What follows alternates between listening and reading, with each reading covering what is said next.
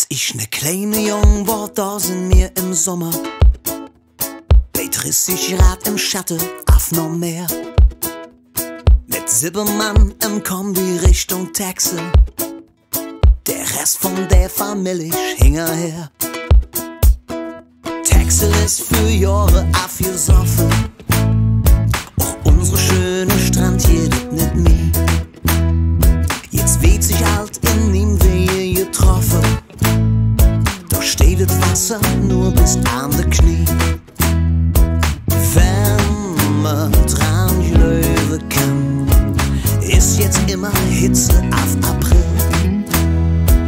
Fängt so rennen an, nee, das Wetter einfach nur noch wat et will. Bald haben wir Palme in Kölle, 50 Grad am Fühlinger See.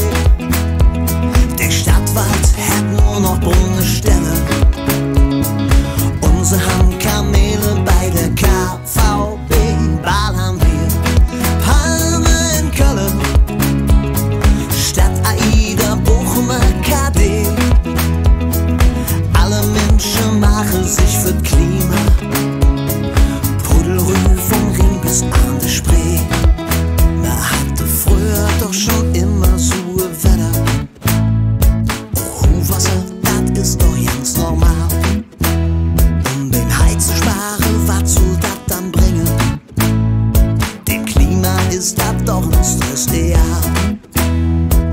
Wenn du dir so machst und du denkst, das hätte doch keinen Sinn, halt Dinge Kopf in Eis wach, mit nem kühlen Kopf kriegen